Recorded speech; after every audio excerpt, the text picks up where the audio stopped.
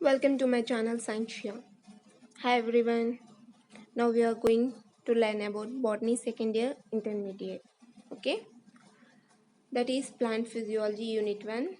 What is physiology? First of all हम सबको जो है physiology का मतलब जानना है. फिजियोलॉजी का मतलब है study of physical functions in living organisms. Actually physical functions जो है हम फिजिकल लैब में देखते हैं, जैसे कि क्लॉक हो, कोई भी मशीन हो.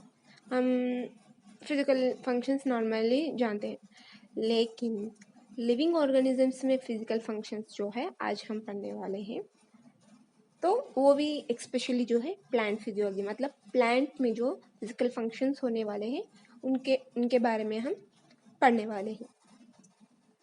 तो फिर पहले यूनिट में एंटर होने से पहले जो है हमें एक साइंटिस्ट के बारे में जानकारी लेना है. वो है सर जगदीश चंद्र बोस, क्योंकि इन्होंने इंडिया में फर्स्ट टाइम जो है प्लांट्स भी एक लिविंग ऑर्गेनिजम्स है ये बात बताई है. तो फिर ये कौन है, कहाँ से है और इनका बायोग्राफी क्या है? बायोग्राफी तो सिर्फ as a scientist, not as a personal. Okay, he is a physician, Bengali and India. He belongs to our India, and he is a physician, and he belongs to Bengal. And इन्हें एक नाम दिया गया है, वो है fellow of royal society. हम जानते हैं कि ये फिजिशियन है, तब इन्होंने एक इंस्ट्रूमेंट को डिटेक्ट किया है और उसका नाम है कोहेरर, which detecting radio waves. Okay, next, pulsating theory. It is a theory which is used for bioelectrical processes detecting. Okay, means plants में जो बायोइलेक्ट्रिकल प्रोसेसेस होते हैं उसे जो एक्सप्लेन करने वाला थ्योरी है वो पल्सेटिंग थ्योरी है. ओके, क्रेस्कोग्राफ एक और इंस्ट्रूमेंट है. इससे पहले कि इंस्ट्रूमेंट के बारे में कहूँ, एक बात कहती हूँ. सर जगदीश चंद्र बोस एक्चुअली एक फिजिशियन थे, लेकिन उन्हें जो है नेचर में इंटरेस्ट होने लगा है, तो इन्होंने क्या किया, नेचर और फिजिक्स दोनों को कंबाइन किया है. तब इन्होंने क्रेस्कोग्राफ एक इंस्ट्रूमेंट डिटेक्ट किए हैं, वो जो है detecting the growth of plant, मतलब प्लांट ग्रोथ को डिटेक्ट करने के लिए क्रेस्कोग्राफ एक इंस्ट्रूमेंट को इन्होंने डिटेक्ट किया है. और वो उसका स्पेशलिटी ये है इसका कि ये even millionth part of millimetre का ग्रोथ भी जो है डिटेक्ट कर सकता है. ओके, नेक्स्ट जो है बोस रिसर्च इंस्टीट्यूट कोलकाता में इनका एक रिसर्च इंस्टीट्यूट भी है. Researches on irritability of plants, nervous mechanism in plants. इन्होंने कई किताबें लिखे हैं, लेकिन यहाँ सिर्फ 2 ही किताब उनका मेंशन किया गया है. ओके, और वो 2 है researches on irritability of plants and second one is nervous mechanism in plants. Okay, आज हम ट्रांसपोर्ट इन प्लांट्स मतलब एंटर हो चुके हैं. तो ट्रांसपोर्ट इन प्लांट्स, यहाँ जो first point diffusion cytoplasmic streaming दिया गया है, नेचुरली जो है प्लांट्स में ट्रांसपोर्ट सिस्टम जो है डिफ्यूजन या साइटोप्लाज्मिक स्ट्रीमिंग से होना है, लेकिन इतना ही काफ़ी नहीं, क्योंकि ये जो प्रोसेस है ये बहुत स्लो प्रोसेस है. टॉल ट्रीज थोड़े हम देख सकते हैं कई मीटर टॉल होते हैं. क्या ये पॉसिबल है डिफ्यूजन और साइटोप्लाज्मिक प्रोसेस? क्या ये पॉसिबल है? नहीं. इसलिए इसमें थोड़े स्पेशल सिस्टम्स को भी इंडिकेट किया गया है, और वो है वैस्कुलर सिस्टम. जैसे कि हम बॉटनी फर्स्ट ईयर में इसके बारे में पढ़ चुके हैं कि वैस्कुलर सिस्टम में फ्लोएम और जाइलम दो ऐसे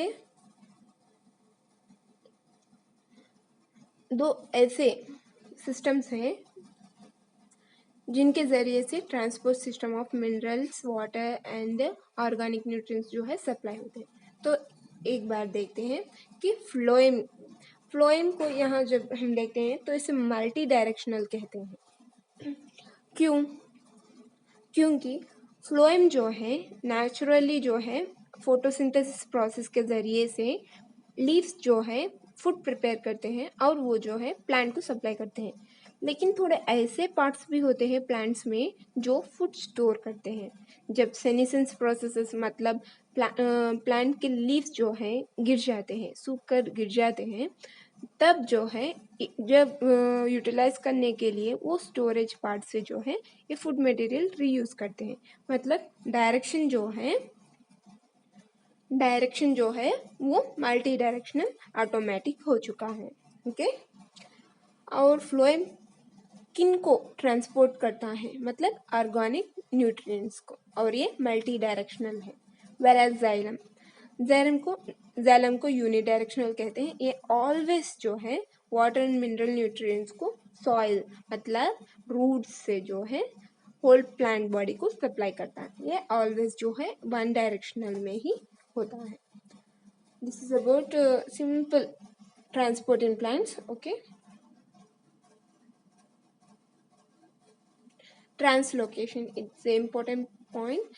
transport over longer distances through vascular system, जैसे कि हमने पहले ही डिस्कस किया है कि थोड़े प्लांट्स जो है बहुत टल होते हैं, जिनमें डिफ्यूजन प्रोसेस के ज़रिए से या साइटोप्लाज्मिक स्ट्रीमिंग प्रोसेस के ज़रिए से जो है ट्रांसपोर्ट सिस्टम करना इम्पॉसिबल है, क्योंकि ये मिलियंस ऑफ ईयर्स हो सकता है या फिर कई ईयर्स हो सकता है, कई मंथ्स हो सकता है।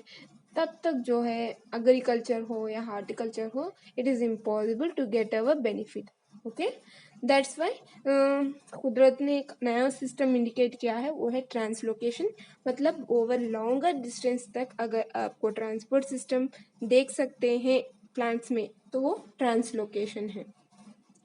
ट्रांसलोकेशन का मतलब transport over longer distances through vascular system, किसके जरिए से, वैस्कुलर सिस्टम मतलब जाइलम एंड फ्लोएम। ओके, तो सिर्फ यही ट्रांसपोर्ट होते हैं क्या? नहीं, हार्मोन्स और plant growth regulators and some chemical stimuli, जो क्वांटिटी में है वो बहुत कम होते हैं, लेकिन इनका डायरेक्शनल ना समटाइम्स यूनिडायरेक्शनल कहते हैं, क्योंकि ज़रूरत के मुताबिक एज पर द नीड, ये जो है जहाँ से रिलीज हुआ वहाँ से नीडेड पार्ट तक पहुँचता है। मतलब एक डायरेक्शन दिखाता है, यूनी डायरेक्शनल कह सकते हैं, लेकिन only sometimes.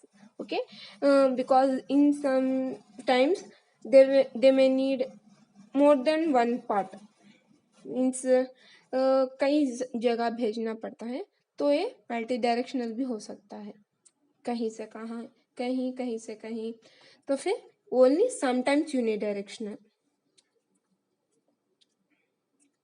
I think so कि आप लोगों को ये इंट्रोडक्शन ऑफ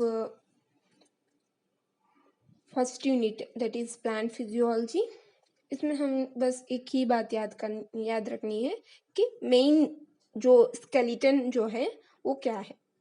एक प्लांट में transport system xylem and phloem के जरिए से होते हैं, और थोड़े प्रोसेस है डिफ्यूजन, साइटोप्लाज्मिक स्ट्रीमिंग, जिससे कि वेरी स्लो प्रोसेस है। ऐसा नहीं कि ये प्रोसेस नहीं है, एराडिकेट हुए हैं, ये प्रोसेस भी होते हैं, लेकिन ये स्लो प्रोसेस है। इसके बगैर जो है डेवलपमेंट भी हो चुका है, वो है वैस्कुलर सिस्टम। तो हमें ये याद रखनी है। फर्स्ट जो है transport system in plants, first हम ट्रांसपोर्ट सिस्टम प्लांट्स में किस है इस चैप्टर में जो है पढ़ने वाले हैं। तो फिर आपको जस्ट लाइक इंट्रोडक्शन जो है क्लियरली समझ में आनी चाहिए। तो लेटर ऑन हम जो है लेसन में जाने वाले हैं, तब हम अच्छी तरीके से जानकारी लेने वाले हैं। तो thanking you very much. I think so कि आप लोगों को समझ में आया। मैं सिंपल तरीके से समझाने की कोशिश कर रही हूँ, जैसे कि इस इंट्रोडक्शन में उतना बड़ा इम्पोर्टेंस नहीं है कॉम्पिटिटिव एग्जाम के लिए, थोड़ा बहुत हो तो सर जगदीश चंद्र बोस के बारे में होता है। और नेक्स्ट जो मैंने टीच किया है, जो बोला है, वो जो है स्केलेटन है। मतलब अगर हम उसको देखते हैं तो कहाँ कौन सी पार्ट होने वाली है, आगे हम लेसन में आसानी से जान लेते हैं। तो ठीक है, थैंक यू।